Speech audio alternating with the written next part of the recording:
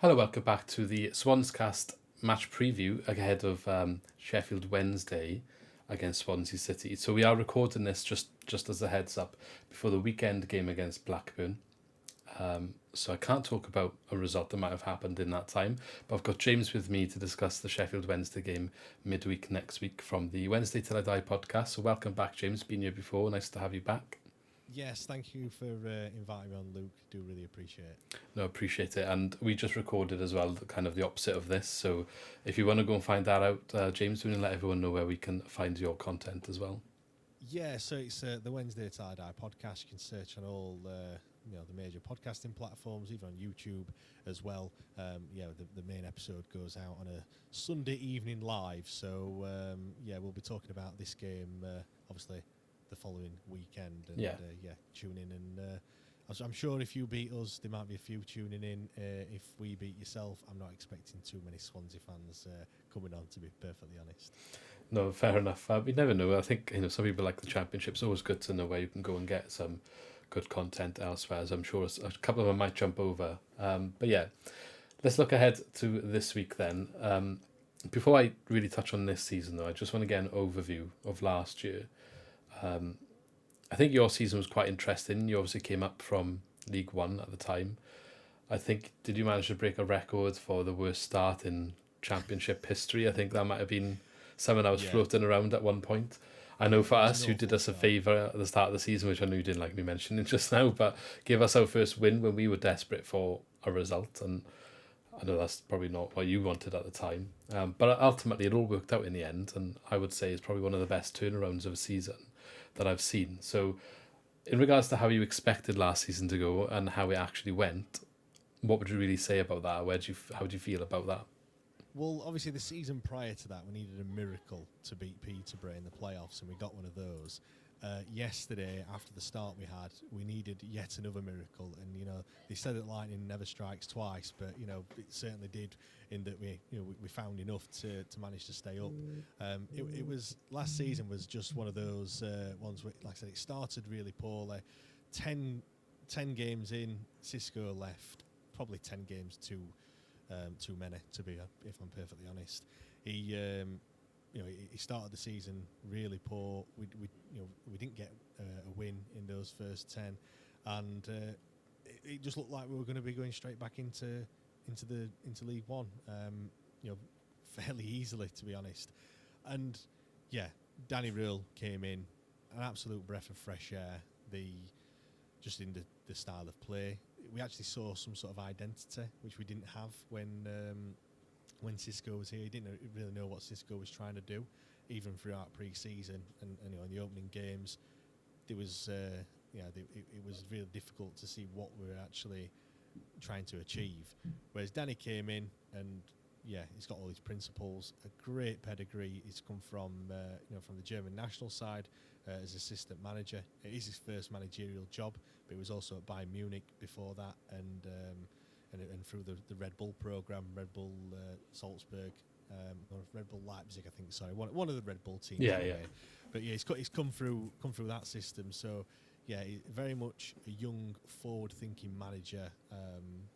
He was at Southampton as well with Ralph Hasenhüttl. So he's been around, even though he's not had a managerial job, he's been at some top quality sides, and you can see that's how he wants to play his football.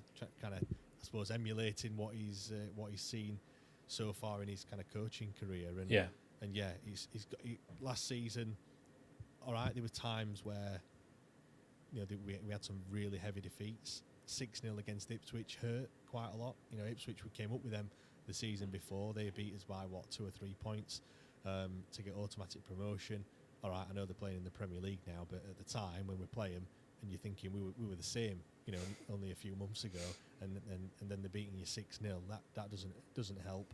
Southampton, that was a 4-0 defeat. Millwall was another 4-0 defeat. Huddersfield, that was really bad, as a massive 6-pointer, and again a 4-0 defeat there. So it didn't go without some heavy thumpings, but just the consistency near the end. We finished one of the form sides. I think it was only Millwall that had picked up more points in the last 6 games than what Sheffield Wednesday did, and we needed it because it still went right to the wire. Went to the final game of the season against Sunderland.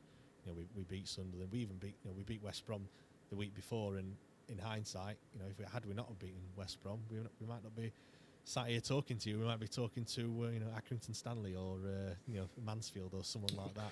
You're talking to Wrexham, weren't you? Wrexham, exactly. Yeah. So that's how mad last season was, and an absolute roller coaster. We just want an easy. We just want a straightforward season. We've had relegation with the points deduction. That went down to the last game against Derby. We had a failed promotion via the playoffs when we lost to Sunderland. We then beat Barnsley in the playoffs the following season, and then we've had been in the relegation zone literally all season last season. I think it was the Blackburn game 3 games before the end. It was the first time that we actually climbed out of the relegation zone. And obviously we managed to stay up. So yeah, we've had a relegation fight all last season. I want to be Bristol City this season, or yourself. Yourself. Finishing mid-table. I'd happily take that this season. Yeah, no, that's fair. We obviously teetered on the edge for a while, and I was stressful enough, so I can't imagine what it would have been like having the season you had. But to be fair, from the outside, I do think if your manager was here for full season, I would have voted him manager of the year. I think it was one of the great escapes I've ever seen, to be fair. And I think it was a period at the end of the season where you were just getting result after result after result, but not getting out because everyone else was getting results. The team that you needed to not get a result got result every week for a long time. And eventually your perseverance paid off and you managed to get there, and fair play. That's all I can say about that, really. It was a good story, definitely. Okay, so you've kind of just answered my next question about how you expect this season to go, at least what you're looking for. Do you think the squad is comfortable enough to be where you've just kind of alluded to, a mid-table, you want a comfortable season? Do you think that's on the cards, or do you think it might be a longer season than that, realistically? Where do you think you are? Well, we had quite a big overhaul in the summer. 11 new signings, 9 permanent, 2 have come in on loan, and when you have that big turnover of personnel, it's always difficult. We have that every single year, seemingly. We don't give players any sort of long contracts. I think Chansiri, the chairman's been burnt by that in the past, and I think he's just kind of gone total opposite and giving players short contracts, which it just doesn't help. I mean, all right, it's good if a player's not very good and you can just release them rather than having to keep them. But ideally, you want to keep a core nucleus of a squad together, and we've not been able to really do that. So, having said that, the signings that we brought in, I think 9 of them were in probably 6-7 weeks before the start of the season. So they have had a full pre-season. They went on 2 training camps, and things were looking great. I think all the players we brought in seemed to fit a need. That there were players that we actually wanted and needed. We didn't bring a centre-back in, which I think is going to be a bit of a problem, especially a ball-playing centre-back. I think that's probably just down to budget. They just didn't have enough money to bring in the players that we actually needed. But, the pre-season came and went. The first game of the season ended up in a 4-0 win against Plymouth. Everyone got carried away.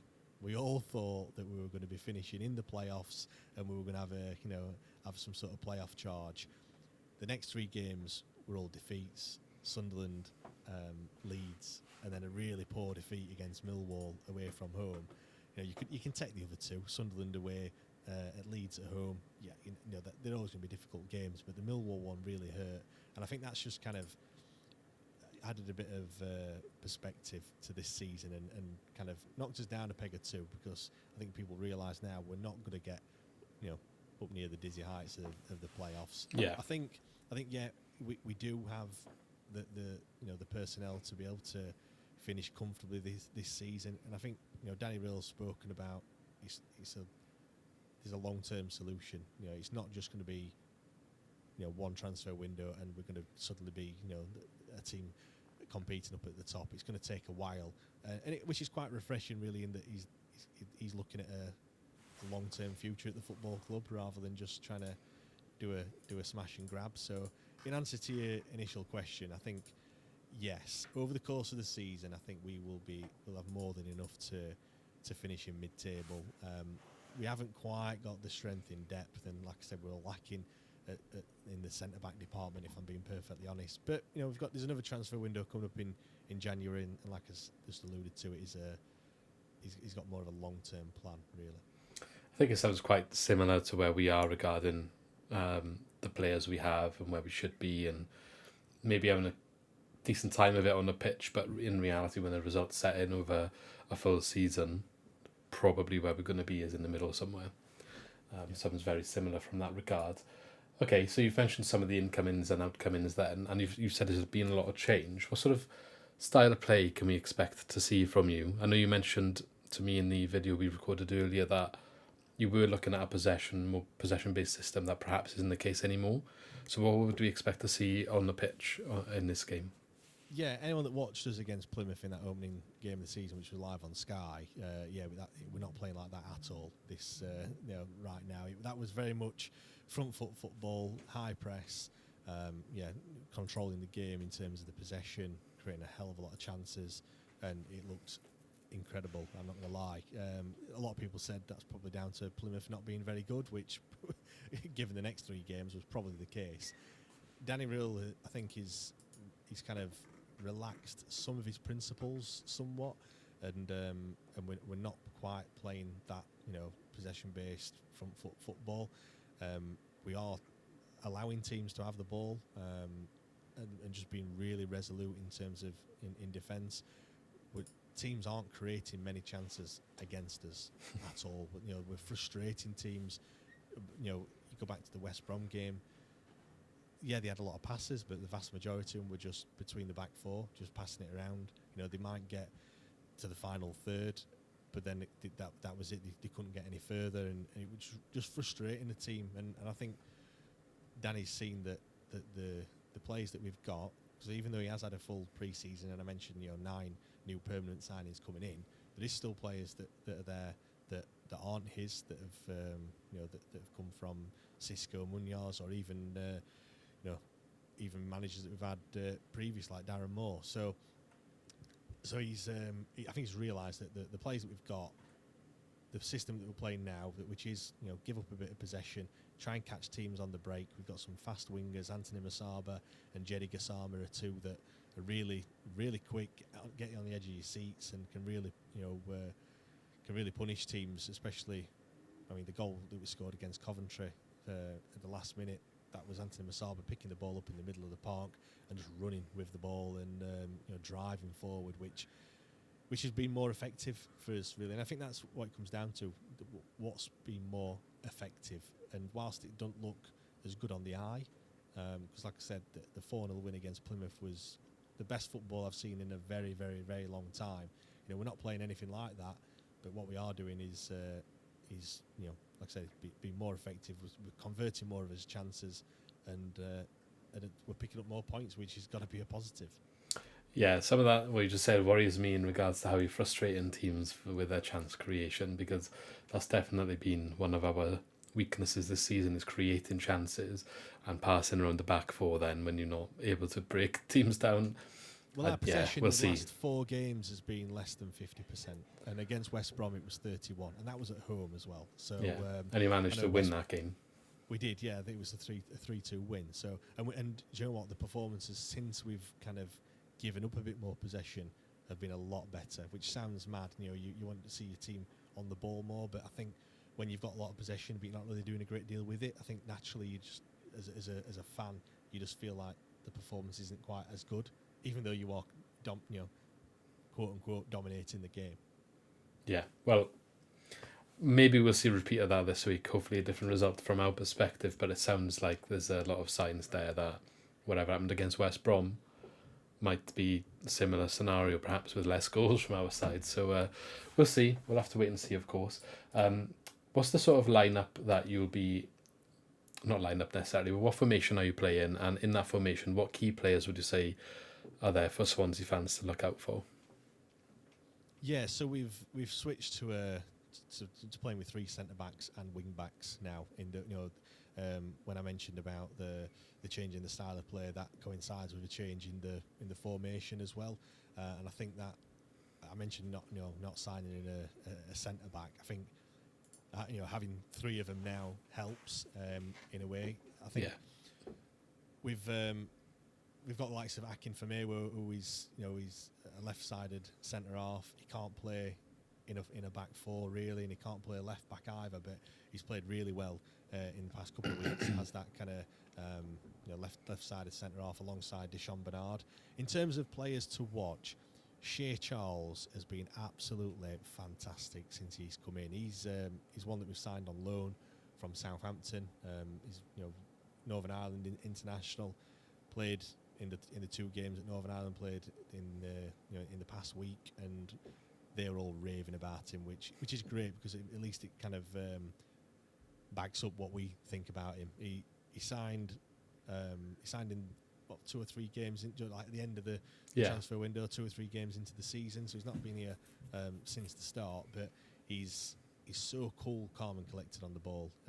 He plays in that defensive midfielder role, and what he allows is Barry Bannon to get a lot further forward, which is a huge criticism of Barry Bannon. He drops far too deep and he's becomes kind of ineffective, whereas he's given Barry Bannon that freedom to move forward.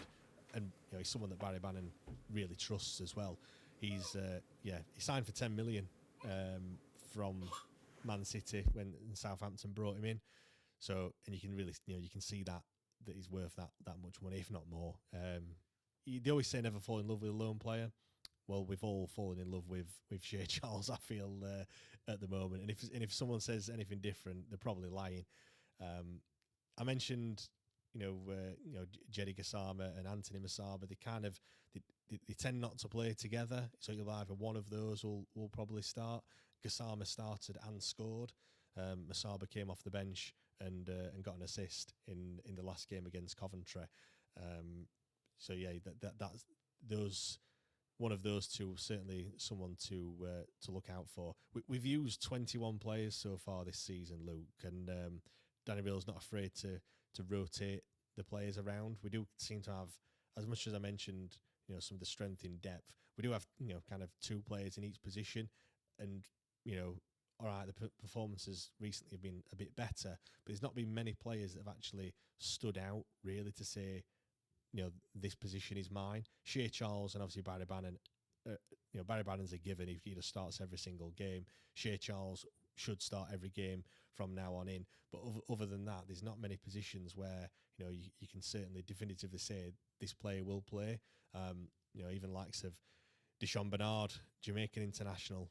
He misses out a few games when he's on international duty, just given the sheer amount of travelling that he has to do. So. It's difficult to actually predict what the starting lineup is going to be. Same with the number 9 position. We signed Ike Ugbo. We had him on loan for the second half of last season. We signed him for $2.5 million, which doesn't sound a lot, but it is for us. And he's not scored at all so far this season. He's been pretty poor. And nobody's really took that number 9 position and said, I should be starting every single week. So. Yeah, it's going to be a back 3 with wing backs, kind of it's like a 3-4-3 or a 5-3-2. There's so many variations of that formation, but it's certainly going to be wing backs anyway. That's all interesting. I'm curious to see who's going to start. Obviously, you've got a game beforehand, so it's probably even more difficult to judge who's going to make the one midweek. But yeah, thank you very much for all of that information. Just a quick way to flip that question. Any Swans player that you look at and worry that could do some damage? Yeah, I mean, I must admit I've not watched a great deal of Swansea over the past season or so. I mean, one player who I do admire is he's not. I don't think he's really going to threaten, but Harry Darling is one that I know from his MK Dons days when we were down there in League One, and I think he's someone that, to be honest, I'm probably a bit surprised he's perhaps not gone a little further. No disrespect to Swansea, but I thought he'd perhaps be, top end Championship, perhaps even bottom end of the Premier League. To be fair, I think he's one that's really really excited. I mean, one name that always stands out is Kyle Norton, just because of his Sheffield United days. Not necessarily one that, again, is going to hurt us a great deal. I know he's knocking on a little bit now, but he's always one that we recognise. I mean, a player that I picked out when it was on when you came on our podcast was Ben Cabango. Again, just mainly just for the fact, for the sheer number of appearances that he's made, and obviously, the fact coming through the the youth setup and things like that. But I know you've made quite a lot of signings in the summer, and a lot of names that we don't really know. I think a bit like us, you've gone a little bit rogue in terms of picking some of the players up. So yeah, it's really interesting to see what they're like, because some of them are definitely unknown, put it that way. Yeah, for the ones, the new signings in the summer, the one that you probably should keep an eye on is in the centre of the park, called Gonzalo Franco. So normally I would have said attacking wise Ji Sung, but he's going to be injured, as I said earlier to you in the other video. But Franco is kind of in the middle alongside Mac Grimes, so he's allowing Mac Grimes to get the best out of him, doing a lot of the dirty work that perhaps we haven't had a player capable of doing in recent years, and that's really been, I think, a big part of our season so far. He's been really good, so there's one to watch anyway in the middle for you. But yeah, thank you very much for all of that. I'd like to end on a little bit of a less sort of relevant question to necessarily this game, but I ask everyone at the end, and this time the question is, what is your best ever away day? Best ever away day? I mean, I would have to pick Blackburn Rovers last season, just for recency bias, but 7,500 travelling fans to an away game. It felt like a home game, to be fair. There was so much riding on that one. There's an opportunity to get out of the relegation zone, which we won 3-1, and we did get out of the relegation zone last season for the first time in what felt like absolutely forever. An absolute worldie from Josh Windass fairly early on, and then they scored probably one of the most comical own goals that you've ever seen. Ball played back to the goalkeeper. He's took a bobble, he's swiped at it, and he's bounced over his foot, and he's scrambling to get back to it, and and yeah, just the whole kind of pressure on the game, and to have finally got out of the bottom three once and for all. It felt like at that moment we can actually do it, and we can actually stay up. So yeah, that was a great away day, and so unusual to see so many away fans at an away game. Yeah, but I'd imagine, obviously, with what happened last season, that being the kind of turning point that, like you said, made it possible with what happened in the end. I can imagine how that's such a good memory. So sounds like a hell of a day to be part of anyway as an away fan. So thank you for that. But yeah, thanks, James, for joining me. Good luck, obviously, for the rest of your season after Tuesday, of course. Not too much luck midweek next week. But can you just remind everyone where we can find your content if we want to go and check that out?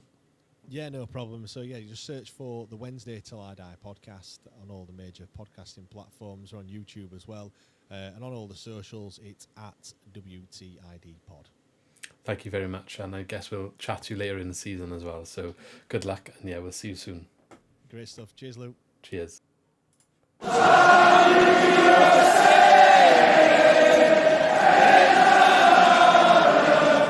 Hello, welcome back to the Swans Cast match preview. We've got Sheffield Wednesday coming up midweek. I think it's quick and fast games coming up now, so these videos, they get a bit tighter with the schedule. Tuesday is the next one. Stevie is here from the Wednesday week to join me, so welcome. Been here before, Stevie. Nice to have you back. Yeah, cheers for having me, mate. Thank you. And we've just recorded before this one. I don't know which will go out first, but we just recorded to preview the flip way round, if you like. So Stevie, if you can share where we can maybe go and find that if we want to go check it out. Yeah, so we are obviously the Wednesday week. You can find us on all reputable social media platforms and podcast providers. So we will be streamed on YouTube. Just search for the Wednesday week, and while you're there, if you want to give us a like and subscribe, that'd be greatly appreciated. Online platforms, obviously X, Facebook, Instagram. If you want to listen to the podcast on a regular basis, you can find us on Spotify, Apple, Google Pods.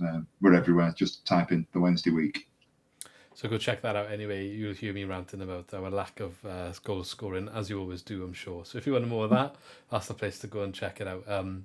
But anyway, looking ahead to this game, I'd like to first of all get your perspective on last season. And I think out of all the clubs in the league, maybe a little bit of elation, I guess, at the end. So probably quite a good story, or like, I just want to hear your thoughts of how that was. Because in terms of what I'm asking is, what did you expect when you came up, I guess, to the Championship? Where were you expecting to be?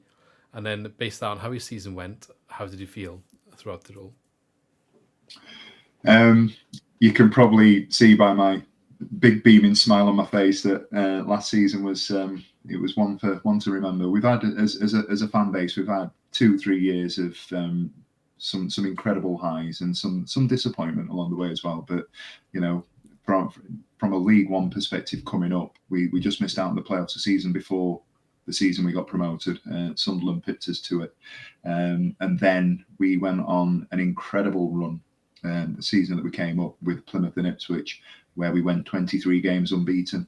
We were top of the league for the majority of the season. We finished on 96 points. Now, any other season for the last 15-20 years, 96 points gets you up comfortably. We ended up having to settle for third, and then went to Wembley, where we beat Barnsley, to get ourselves promoted in a fantastic manner. When you take the whole sort of process and the journey in, we were top of the league. We fell away. We made it to 96 points, and then got the promotion that we did, and it all came under Darren Moore, who was divisive is probably too strong a term, but there were elements of the fan base that didn't like the style of play that we had. However, it was effective. It was it served its purpose, and it got us to where we needed to be. And we did our parade, our sort of celebrations of promotion. At the time, the chairman said that he wanted to see us sort of pushing for promotion again, and things went quiet for a week or so. And then before you knew it, out of nowhere, Moore had gone. To this day, there's still not been an official word, although the chairman has come out and said something, Moore has come out and said something else, and it seems to be that they couldn't sort of settle in the middle in terms of salary and transfer budget, etc. So they parted ways, and then we went on a recruitment drive for a new manager and settled for Xisco Munoz, who'd got Watford up into the Premier League, and the fan base was okay. We'll see where we are. Didn't have the best sort of pre-season under him, and then it quickly became apparent that things weren't right. He came in as a team of 2, maybe 3, brought his brother with him. Yeah. We went to Spain on a pre-season tour. Ended up getting battered by sort of mid-table, third-tier teams, and it was just a mess. And we took that into the season. We lost. We didn't win in the first 13 games. The style of football was poor. The results were poor. The setup. First game of the season was Southampton, as I recall, and I think Southampton broke the Championship record for the most passes and possession at Championship level. Yeah, and although we only just lost the game to a late goal, 2-1. It set the tone. We were a team that were going to play on the counter, but we didn't have any sort of plan in terms of what we were going to do. So we just surrendered possession, and everybody sat halfway line back. And when we conceded, that was it, because there was no plan to sort of turn the game and go the opposite way. So we went, as we said, 13 games. We broke the record for the longest winningless start of the season. And it got to sort of October time. It was a year last weekend, actually, that Danny Rule came in. We parted ways with Xisco, and then out of nowhere, this, vibrant young German that nobody had ever really heard of, but had got a CV that was quite competitive, shall we say. He assisted at Southampton under Ralph Hasenhüttl, say his name right, Bayern Munich, and had worked on Hansi Flick in the German national team. They put his name forwards, and before you knew it, we've got Rule in, we've got Chris Powell in, we've got a backroom staff of coaches that had worked or analysts that had worked at Manchester United, Arsenal, worked under some really, decent managers. And that was our setup. And then from there, you know, we turned a corner. It was a long corner to turn, but over the course of the season, we, you know, from October onwards, we were, I'll say it's a bold statement, we were top end mid-table side at, you know, at worst. I think that's fair. Yeah, we went on and we went on a hell of a run. And you've just mentioned on our podcast that one of the issues that we had, that even though we went on these, you know, these runs and we were beating teams and we were doing well, unfortunately, the teams around us were doing exactly the same. So whilst Rotherham fell away, you know, it was only 2 of sort of 4 or 5, I think it was, with 3 games to go in the season. Fortunately, when it all fell down in our favour, and we managed to stay up. I think we finished 21st, but our run didn't necessarily represent the position that we finished in. No, the damage was done when right at the beginning, and like I said to you and yours as well, it was the great escape. I think you can't make that record and get away with it, but apparently we did. So fair play to Danny Roll. So I just think that deserves all the credit in the world. Now he's got a full season to see if he can bring that form back, and I guess when we get into it, but maybe it hasn't quite been there yet. But how much of that, I guess, is you know, it's one of them where it's like you have to win or you're down. I guess you got to the point at the end of the season, if you're saying you finished 21st, where any of the matches that you won, you slip up, and that might have been different. Yeah, absolutely. I think the thing with last season was there was a groundswell and a momentum that we took, and it kept going and it kept building. I think coming into this season, Rule has got money in the bank with Sheffield Wednesday fans. We understand now that there is a process, and having had, you know, 2 seasons of record-breaking 96 points, but not quite making it, and then going up, and that was a hell of a journey. I haven't mentioned the Peterborough game, obviously the League One playoffs. Yeah. Nobody's ever gone into a second leg being 4-0 down and then made it to Wembley. So it's those sort of highlight moments that we've got in our recent history. And another one, although it was the opposite way around at the back end of last year, at the end of last season, having stayed up, Danny Rule has brought an element of stability and change to the club. And I think if I were to be critical, the fan base was probably a little bit too optimistic. Having seen how we finished last season, there was an expectation that we'd be, certainly with the first game as well, we'd be right up there. We'd be playoff contenders, etc., etc. Reality is we're probably not quite there yet. But if you were to offer anybody, you know, any rational Sheffield Wednesday fan, a sort of a mid-table finish, and a relatively quiet season where we lose a game here or there, we win a game here or there, and we plough into sort of mid-table and finish, 10th, 12th, 13th. Most people would bite their hands off for that. That's what I was going to ask next, was about your expectations. So I think you've answered that quite well. But how has the start of the season been for you then? I think you started off really well. Has it maybe tailed off a little bit, or are you just kind of having a bit of a, not reality check, but a reality check to be mid-table, as you just said, is probably not a bad thing, but is that where you are now? I was overly optimistic. Having said everything that I've said, I was one of those that pre-season, this player's coming in and we've managed to get that player in, and James Beadle's coming back to play in our goal. And we've, we're recruiting from, we're recruiting all of these players, and it's looking really, really healthy, and we're paying money for players, etc. So at the start of the season, I was arguing that anywhere between 6 and 8 would be a realistic proposition. And then we played Plymouth and beat them 4-0, and we were going to win the league. And then we went to Sunderland, and Sunderland absolutely tore us apart. Yet the goals that we conceded were of our own making. Josh Windass had a bit of a shocker and was at fault for 3 goals in the first half. Bless him. And he struggled to recover from that, I think. That's a lot of mistakes. Yeah. And when I say that, I don't say that lightly. There were 3 different mistakes, from set pieces, not picking up players, trying flicks at not tracking, conceding fouls, and we were 3-0 down at half time, and we went on to lose that game 4-1. And then we took it into the next few games, most notably Millwall. We expected to buck the trend at Millwall and stop the rot. Millwall on paper were a team that we'd have expected to win, and we ended up losing 3-0, and it was absolutely abject. And we could still be playing now and probably not have scored that day. But then we picked up, we scored late against QPR, although they went and equalised in controversial fashion with a bit of a rugby scrum equaliser in the 96th minute. But then we beat West Brom. We've lost quite comfortably against Leeds as well. So we've fluctuated. We've gone up and down, but the last sort of 3-4 games before yesterday's defeat, we were undefeated in 3. As I said, beat West Brom, beat Coventry.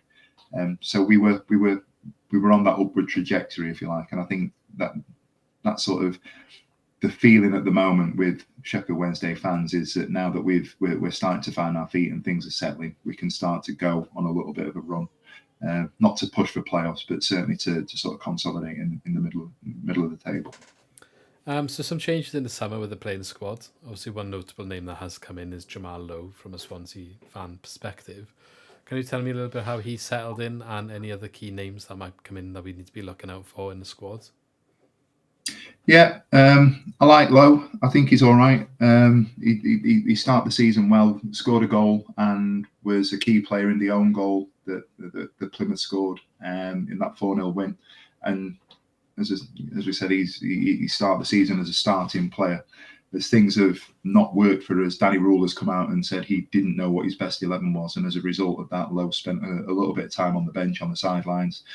We rotate for the cup. I think we're in the last 16. We've got Brentford a week on Tuesday. So he's become something of a starter in the cup games, somebody who's going to come on, change a game. But has been very much cameos off the bench over the last few weeks. If I recollect, I believe he started against Coventry. But when he's come on, he's done well. I don't see him as being a 15-goal season sort of striker. He's not going to lead the line for us. I think the way that we set up with a solid back three at the moment, and the way that we play, we're looking for a pivot up front, and I don't think he offers that. All the noises that were made when we signed him was he was going to play off the left maybe, but that's not happened either. So I'm not quite sure where his best position is for us. Maybe just behind a leading striker would probably be best for him, but we've got Windass that does that.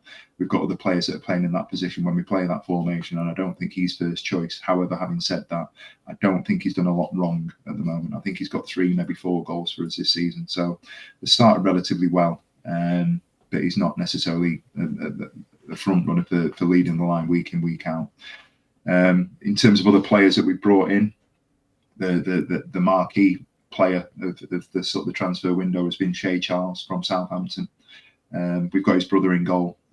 We're lucky to have 2 international goalkeepers at the minute. So we've got James Beadle, who's now keeping James Trafford out, the England under-21 team. And we've got Piers Charles, who started for Northern Ireland, and he's playing really, really well when he plays in the cup as well. But his brother went to Southampton for 10-15 million pounds. We've got him on loan for the season, and he's made a real difference sitting in with Barry Bannon in the middle of the park. So I think our podcast has voted him player of the match for the last sort of 3-4 games, and he's up there again for yesterday's performance, even though he only played an hour. He's made a real difference, and the little bits that he does on the pitch, whether that be being in the right place at the right time to break down an attack from the opposition, or being able to get a tackle in and then sort of carry the ball 10, 15, 20 yards and bring others into play, is something that we've been missing. So I'd say he's probably been the best signing. But you can't also not sort of spend a moment talking about Barry Bannon, who is now 9-10 years into playing with us, and he's hit the top 10 in terms of appearances for the club. He wears his heart on his sleeve, an absolute leader. And I still think, even though he's 34, 35, he's top 10 in terms of the midfielders that we've got in this league. He's an absolute game changer when he's on it.